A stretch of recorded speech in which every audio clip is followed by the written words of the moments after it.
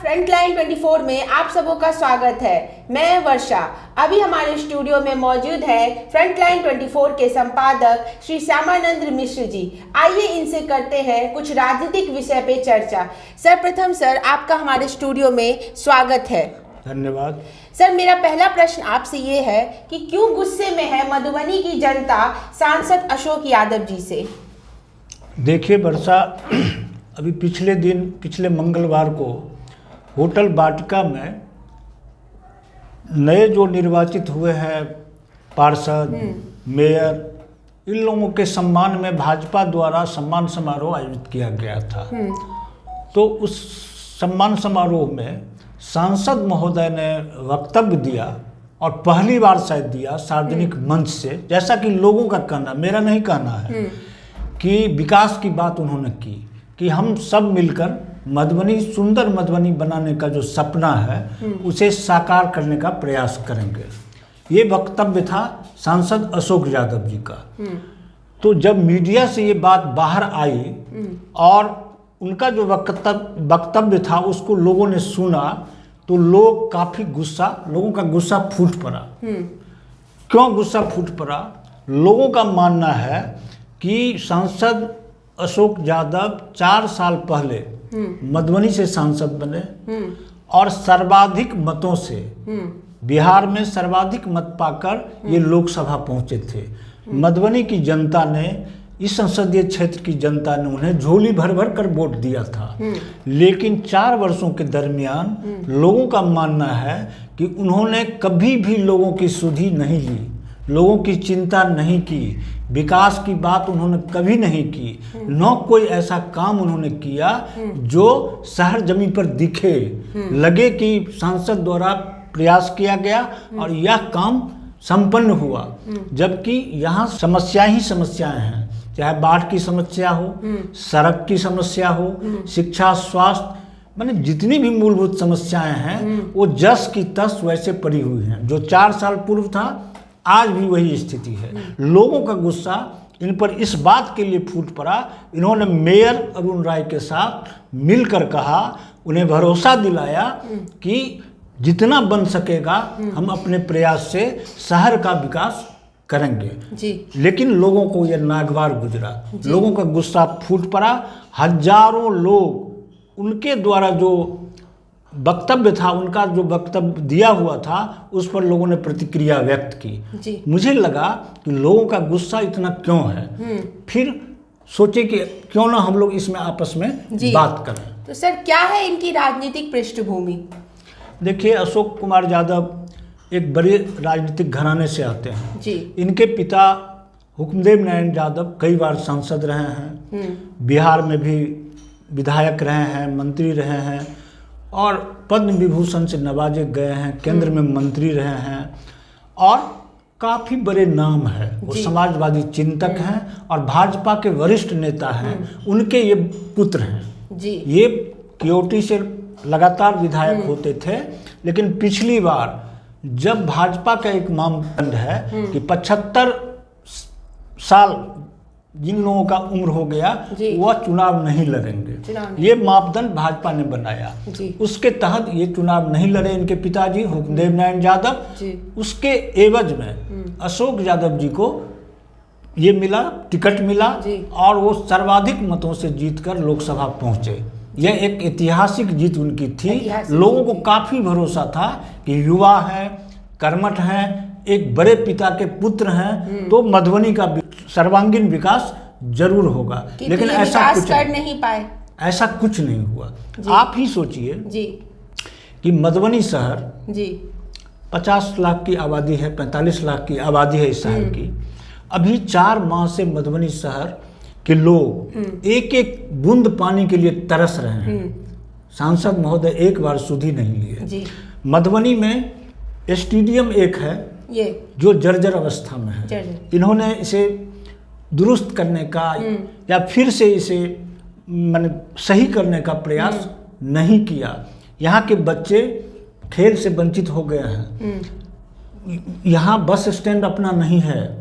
दुर्भाग्य है मधुबनी का कि मधुबनी नगर निगम को अपना बस स्टैंड नहीं है। दरभंगा राज्य के जमीन पर यह बस स्टैंड चल रहा है, जी। जहां आप जाएंगी या जाती ही होंगी, सारे लोग कीचड़ में खड़ा रहते हैं, जी। न शौचालय है, न बिजली है, न सुरक्षा की कोई स्थिति है। इसी तरह आप 13 नंबर गोमती पार करती होंगी, आप देखती होंगी कि जाम से लोग परेशान रहते हैं घंटों, प्रसव पीड़ा से कराहती महिला हॉस्पिटल नहीं पहुंच पाती है, एक्सीडेंट हो जाता है लोगों का, हॉस्पिटल नहीं पहुंच पाते हैं, परीक्षार्थी सही समय पर जाम के कारण कॉलेज स्कूल नहीं पहुंच पाते हैं, तरह तरह की समस्याएं हैं। जाम एक अलग समस्या है, अतिक्रमण एक स्वास्थ्य अलग। से संबंधित भी कुछ समस्या आप बताएंगे हमारे दर्शकों को? स्वास्थ्य की लचर व्यवस्था है जी।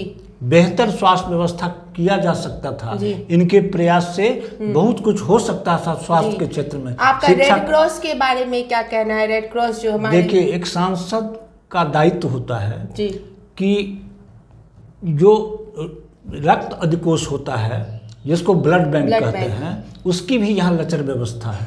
अगर इमरजेंसी में ही लोगों को खून की जरूरत पड़ती है, ब्लड की आवश्यकता पड़ती है, इस दिशा में भी इन्होंने कोई ऐसा काम नहीं किया जो लोग इसे जान सकें। पिछले 4 वर्षों में कोई ऐसा काम नहीं ऐसा किया। कोई इनके द्वारा काम नहीं हुआ जिससे लोगों का गुस्सा फूट पड़ा है। अब गुस्सा स्वाभाविक है। देखिए, मधुबनी शहर जल जमाव से त्रस्त है, बेहाल है, और जब बारिश होती है, हल्की बारिश में भी यह शहर तैरने लगता है।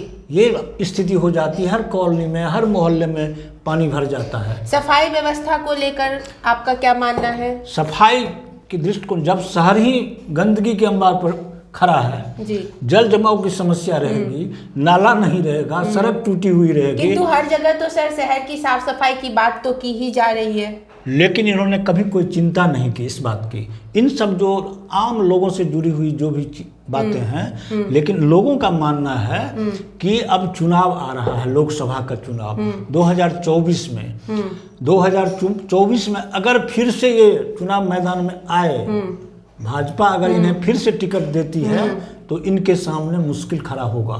जनता का आक्रोश इन्हें झेलना पड़ेगा और जवाब देना पड़ेगा कि 4 वर्षों के दरमियान या चुनाव के समय 5 वर्षों के दरमियान आपने अपने संसदीय क्षेत्र के लिए क्या किया। तो सर, मैं आपसे यहाँ ये जानना चाहूंगी कि एक सांसद के रूप में अशोक यादव जी का क्या है क्षेत्रीय उपलब्धिता?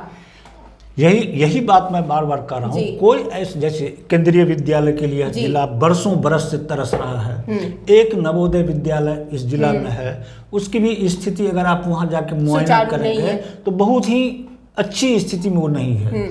तो केंद्रीय विद्यालय के लोग तरस रहे, इन्होंने एक बार आवाज़ तक नहीं उठाई, कोई प्रयास नहीं किया। मधुबनी हवाई अड्डा जस की तस बरसों बरस से जैसा है वैसा ही है, उस दिशा में कोई पहल नहीं। टूटी हुई सड़कें हैं, अधवारा समूह की नदियां हैं बेनीपट्टी क्षेत्र में, बहुत सारी नदियां मिलकर जो वहाँ का तटबंध बिखरा हुआ है, टूट चुका है। जब बाढ़ आती है तो गांव का गांव जो है सो परेशान हो जाता है, करोड़ों का फसल दह जाता है, लाखों की नुकसान हर साल लोग झेलते हैं। तो सांसद महोदय ने इन सब दिशा में, किसी भी दिशा में, चाहे वो शिक्षा हो, स्वास्थ्य हो, सड़क हो, तटबंध हो, किसी भी दिशा में इन्होंने ठोस पहल नहीं किया, जिसका कोपभाजन इस आने वाला चुनाव में इन्हें कोपभाजन होना पड़ेगा और लोगों को सवाल का जवाब देना पड़ेगा। आसान नहीं होगा फिर से इन्हें लोकसभा पहुंचना। अर्थात लोकसभा चुनाव में इन्हें पुनः अपना पहचान बनाने के लिए आपके हिसाब से क्या करना पड़ेगा? देखिए, सबसे पहले तो पिछली बार जो ये चुनाव लड़े तो मोदी लहर था जी, आप भी इस चीज को जानती हैं जी। मोदी लहर था और जदयू भाजपा जी, लोजपा साथ चुनाव लड़ी थी। इस बार सिर्फ भाजपा साथ में है, लोजपा आने वाली है। लोजपा का बहुत ज्यादा जनाधार मधुबनी संसदीय क्षेत्र में नहीं है, लेकिन जदयू का था। एक कारण तो ये है कि इन्हें अकेले चुनाव मैदान में उतरना होगा, भाजपा अकेले चुनाव मैदान में उतरेगी, जो भी छोटी छोटी पार्टियां रहेंगी बहुत जनाधार वाली पार्टियां नहीं है, एक कारण ये है। दूसरा कारण है कि इनके द्वारा कोई ऐसा काम नहीं किया गया, प्रयास नहीं हुआ जिससे जनता खुश हो और जनता इन्हें फिर झोली भर भर कर वोट दे। ये स्थिति इस बार देखने को नहीं मिल रही है। काफी कठिनाई है, काफी मशक्कत करनी पड़ेगी फिर से जीत हासिल करने के लिए। अर्थात इन्हें फतह का तिरंगा फहराने के लिए कठिनाइयों का सामना करना पड़ेगा। बिल्कुल बिल्कुल, इसलिए कि सिर्फ एक वर्ग नहीं, समाज के सभी वर्गों को कठिनाई हो रही है, परेशानी झेल रहे हैं। न रोजगार है, न सही शिक्षा है, न सही स्वास्थ्य है, न सही सड़क है। मतलब विभिन्न तरह की जो सारी समस्याएं जस की तस पड़ी हुई है। लोगों का आक्रोश बढ़ गया है और उसी आक्रोश का परिणाम है कि जब ये संबोधन किए और लोगों को आश्वासन दिए, मेयर को आश्वासन दिए कि हम मधुबनी शहर के विकास के लिए या अपने संसदीय क्षेत्र के विकास के लिए भरपूर प्रयास करेंगे। सिर्फ एक वर्ष रह गया है, 4 वर्ष वैसे ही गुजर गया। 1 वर्ष में क्या ऐसा चमत्कार होगा कि मधुबनी संसदीय क्षेत्र का और मधुबनी शहर का सूरत बदल जाएगा। ये लोगों का कहना है। ये यहाँ के जो निवासी हैं, यहाँ के जो रहने वाले हैं, मतदाता हैं, उनका गुस्सा इन पर इतना ज़्यादा है कि समझा 1000 से अधिक लोगों ने प्रतिक्रिया व्यक्त की है। एक सिंगल वीडियो पर आक्रोश व्यक्त किया है इनके ऊपर। जी धन्यवाद संपादक महोदय जी, आपने बड़े ही विस्तार से सरल और सहज भाषा में सभी बिंदुओं पर गौरवान्वित किया है। इसके लिए मैं आपका आभार व्यक्त करती हूँ। धन्यवाद। देखते रहिए फ्रंटलाइन 24।